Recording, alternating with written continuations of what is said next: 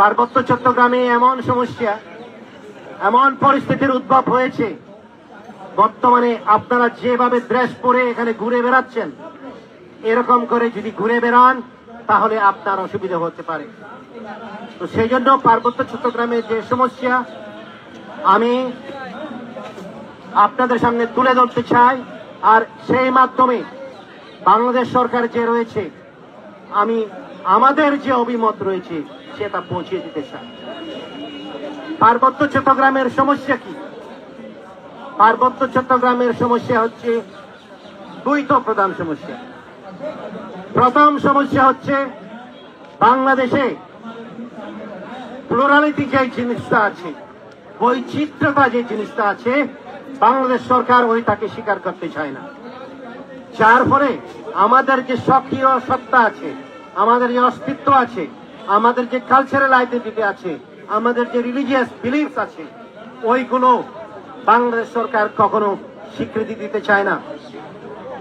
Bangladesh income tax আইনে বলেন, পুরনো সিএসটি রেগুলেশন বলেন, ওখানে লেখা আছে পার্বত্য চট্টগ্রামের যারা লোক ওরা ইন্ডিজিনিয়াস হিল ট্রাইব।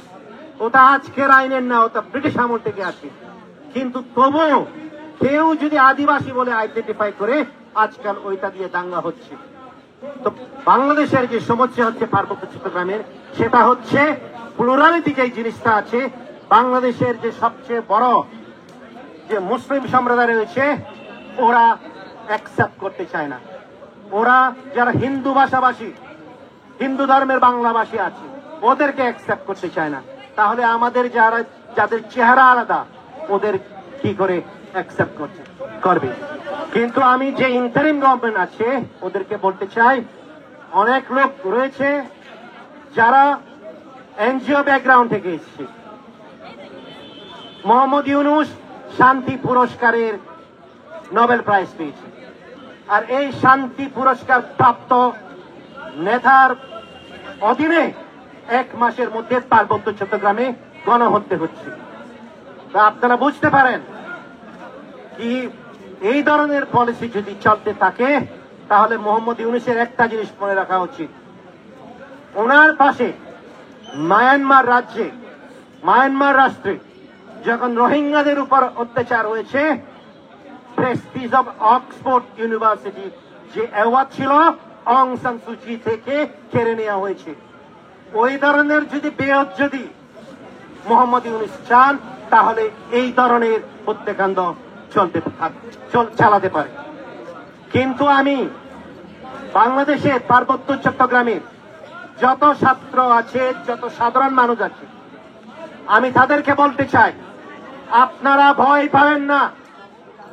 আপনাদের সামনে বাংলাদেশের প্রতিটি স্বাধীনতা প্রাপ্তি, অধিকার প্রাপ্তি, যারা অধিকারে বিশ্বাস করে তারা আপনাদের শপথ করছে।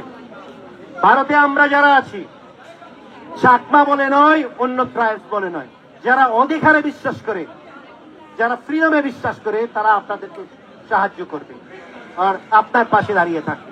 আপনারা জানেন গতকালকে যখন বাংলাদেশ পার্বত্য চট্টগ্রাম বিষয়ের যে উপদেষ্টা রয়েছেন, যখন আমেরিকান অ্যাম্বাসেডারের সাথে দেখা করলেন, অ্যাম্বাসেডার বলেছে কি বাংলাদেশের যে পার্বত্য চট্টগ্রামে যত সব আদিবাসী রয়েছে ওদের বিচিত্রতাকে অ্যাকসেপ্ট করতে হবে। তার মানে হচ্ছে বাংলাদেশের পার্বত্য চট্টগ্রামে যত জনজাতি আছে, যত ট্রাইবেল আছে, আদিবাসী আছে, আপনাদের পাশে সবাই দাঁড়িয়ে আছে। পৃথিবীতে এমন কোন লোক নেই যে অধিকারে বিশ্বাস করে, যে সংবিধানে বিশ্বাস করে, যে আইনে বিশ্বাস করে এই ধরনের গণহত্যা চালাতে দেবে। তো সেজন্য ভয় পাওয়ার কোনো প্রয়োজন নেই। পার্বত্য চট্টগ্রামের পরিস্থিতি, আজকের যে পরিস্থিতি, ওটা 1980 সালের পরিস্থিতি নয়। 1980 সালে পার্বত্য চট্টগ্রামে কি হচ্ছে কেউ জানতো না।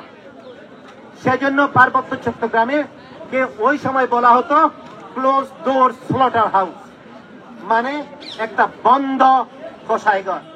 কারণ পার্বত্য চট্টগ্রামে হত্যা করলেও লোকে জানতো না। এই ধরনের করে কত গণহত্যা হয়েছে। সেই পরিস্থিতি আজকে চেঞ্জ হয়েছে।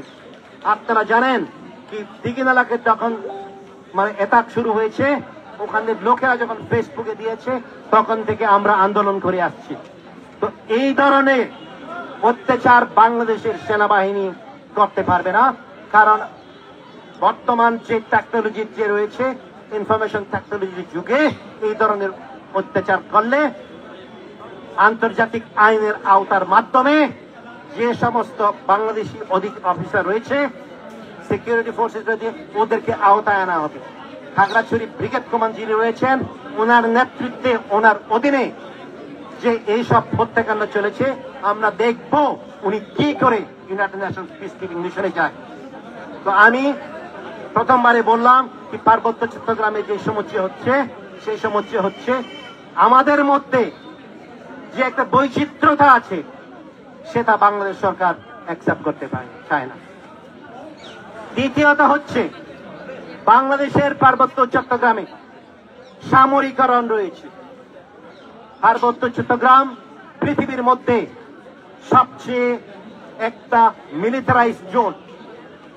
1997 সালে যখন সিএইচডি সাইন হয়, ওখানে যে পুনর্বাসন ক্ষেত্রের যে 17 পয়েন্ট আছে, ওখানে বলা হয়েছিল কি জনসংহতি সমিতি আর শান্তি বাহিনীরা যখন নিজেদের আত্মসমর্পণ করে হাতিয়ার বাংলাদেশ সরকারের হাতে তুলিয়ে দেবেন, তখন বাংলাদেশ মিলিটারি ওখান থেকে মানে উইথড্র করে পার্বত্য চট্টগ্রামের 3টা ডিস্ট্রিক্ট আর ওখানে যে 3টা ক্যান্টনমেন্ট রয়েছে, রুমা, আলী কদম, ওখানে ফেরত, আর দিঘিনালা, ওখানে ফেরত নেওয়া হবে। কিন্তু ওদেরকে ফেরত নেওয়া হয়নি। তো এখনো পর্যন্ত বাংলাদেশ সরকার এবং বাংলাদেশ আর্মি যেটা চায়, সেটা হচ্ছে পার্বত্য চট্টগ্রামে কি করে মিলিটারি শাসন করা যায়। তো আপনারা বুঝতে পারেন কি পার্বত্য চট্টগ্রামের যে প্রধান সমস্যা হচ্ছে, সেটা হচ্ছে মিলিটারি রুল। আর 18 তারিখ সেপ্টেম্বরে যে 40,000 লোক খাগড়াছড়ি শহরে একত্রিত হয়েছে, এতে বাংলাদেশ মিলিটারি ভয় পেয়ে গেছে। কারণ ওরা মনে করে যদি পাহাড়ি ছেলে মেয়েরা এরকম করে আন্দোলন করলে তাহলে ওদের যে একটা কর্তৃত্ব রয়েছে ওটা চলে যাবে। তো সেজন্য আমি কয়েকটা জিনিস বাংলাদেশ সরকার, তত্ত্বাবধায়ক সরকার, বাংলাদেশ মিলিটারিকে এই বক্তব্যের মাধ্যমে দিতে চাই। আপনারা যে কেয়ারটেকার গভর্নমেন্ট রয়েছেন, আপনারা একটা জিনিস বোঝার চেষ্টা করছেন না, সেটা হচ্ছে পার্বত্য চট্টগ্রামের যত সব জুম্ম, যত সব পাহাড়ি আদিবাসী ছেলে মেয়ে রয়েছে, ওরা পার্বত্য চট্টগ্রাম ক্রস করার পর যখন চিটাগং এ যায় বা হাটহাজারীতে যায়, তখন ওরা ফ্রিডম এক্সারসাইজ করে। ওখানে ওদের আর্মিদের ভয় করতে হয় না। ওখানে ওরা সাধারণ বাংলাদেশের মতো স্বাধীনভাবে বাস করতে পারে। কিন্তু পার্বত্য চট্টগ্রামে ঢুকলে মিলিটারি শাসন, মিলিটারিদের অত্যাচার। তো আপনারা কি মনে করেন কি পার্বত্য চট্টগ্রামের লোকেদের মধ্যে স্বাধীনতা চায় না, ফ্রিডম চায় না, অধিকার চায় না? অবশ্যই চায়। তো সেজন্য সে যে একটা বেসিক প্রবলেম আছে, সেটা বাংলাদেশ সরকার আর অন্তর্বর্তীকালীন সরকার বুঝতে চায় না। আর দ্বিতীয়ত, আমি আগের থেকে বলেছি, আমি যখন আগরতলাতে একটা কনফারেন্স হয়েছিল তখনও বলেছিলাম কি পৃথিবীতে অনেক জিনিস এবং বর্তমানে আকস্মিক ভাবে হচ্ছে, আর সেই আকস্মিক ভাবে হওয়া জিনিসটা বাংলাদেশের লোকের চেয়ে আর কারো ভালো করে বোঝার ক্ষমতা নেই। আকস্মিক জিনিসটা কি? আকস্মিক জিনিসটা হচ্ছে গত 5ই আগস্ট শেখ হাসিনা ওখান থেকে রিজাইন করে চলে যাবে। বাংলাদেশে কেউ প্রত্যাশা করেছিল? কেউ প্রত্যাশা করেনি। আকস্মিক ভাবে আপনাদের যারা তত্ত্বাবধায়ক সরকারি আছেন, তাদেরও হয়তো চালিয়ে যেতে হবে বা পালিয়ে যেতে হবে, কারণ পরিস্থিতি কোন দিকে কি হচ্ছে সেটা আপনারা বুঝতে পারছেন না। আমি যেটা বলতে চাই, বাংলাদেশ সরকার কি আপনারা পার্বত্য চট্টগ্রামের সমস্যা, জাতিসত্তাদের যে স্বকীয় অস্তিত্ব রয়েছে, আইডেন্টিটি রয়েছে, ওদের যে ডিমান্ড রয়েছে, সেগুলো পূরণ করে সমাধান করেন।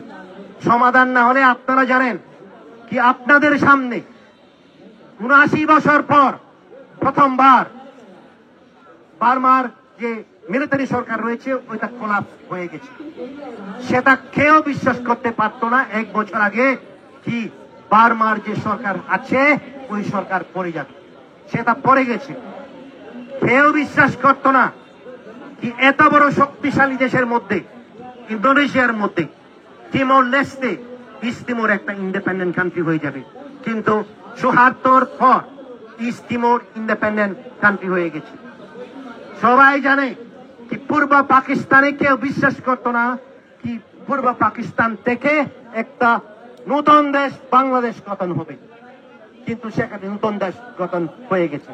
তো সেজন্য আমি যেটা বলতে চাই সেটা হচ্ছে আপনারা যে অন্তর্বর্তীকালীন সরকার রয়েছে বা বাংলাদেশ মিলিটারি যারা রয়েছে, আপনারা যদি এই পরিস্থিতিটা বুঝতে না পারেন তাহলে আপনারা অসুবিধায় পড়তে পারেন, আপনাদের দেশের অসুবিধা হবে। সোভিয়েত ইউনিয়নের মতো এত বড় দেশ যদি ঝরে গিয়ে ভেঙে গিয়ে এতগুলো রাষ্ট্র আসতে পারে তাহলে পার্বত্য চট্টগ্রাম আপনাদের কাছ থেকে আলাদাও হতে পারে।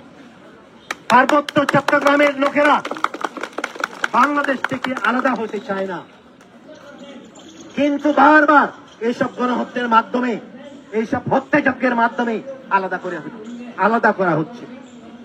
আর যারা রয়েছে অন্তর্বর্তী সরকারের যারা অ্যাডভাইজার রয়েছে, আমি ওদেরকে বলতে চাই পার্বত্য চট্টগ্রামের পরিস্থিতির ব্যাপারে আপনারা যদি ক্যাপ্টেন লেভেল, মেজর লেভেলের অফিসার দিয়ে সিদ্ধান্ত নেন তাহলে অসুবিধা হবে।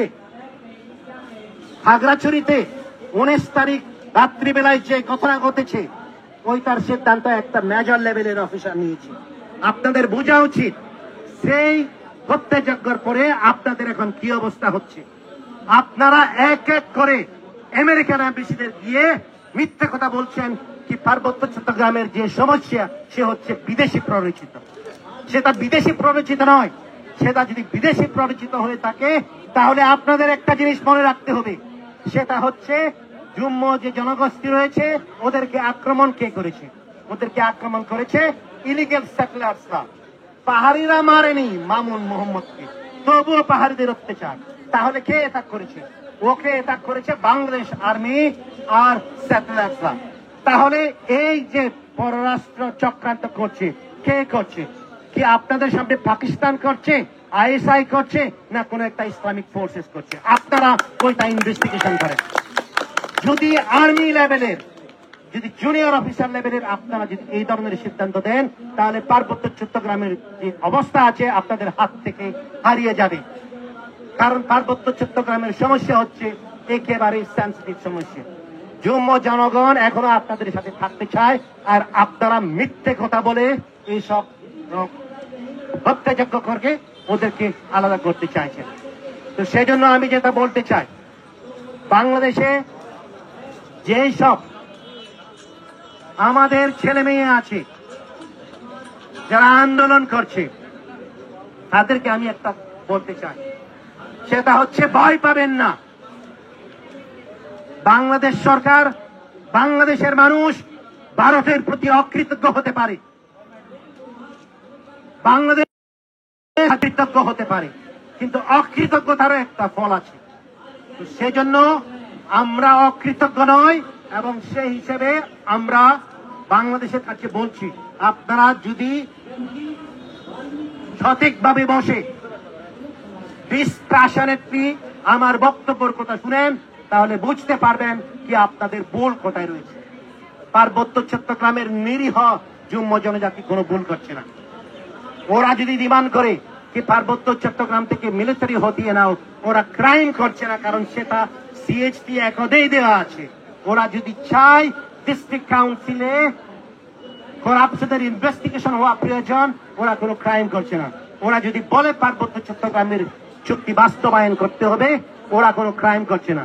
আমি সেটা শুধু বলতে চাই কি আপনারা ভারতের সাথেও অকৃতজ্ঞতার ভাব দেখিয়েছেন, বিশ্বাসঘাতকতা করেছেন, আর পার্বত্য চট্টগ্রামের প্রতিটি লোকের সাথে 1997 অ্যাকর্ড এগ্রিমেন্ট ইমপ্লিমেন্ট না করে আপনারা আমাদের সাথে বিশ্বাসঘাতকতা করেছেন। সেই বিশ্বাসঘাতকতার জবাব আপনারা দিতে হবে, আপনাদের দিতে হবে এবং আপনারা দিতে পারেন। যদি আপনারা পার্বত্য চট্টগ্রামের লোকদের বুঝতে না পারেন তাহলে আপনারা একটা বড় ভুল করছেন।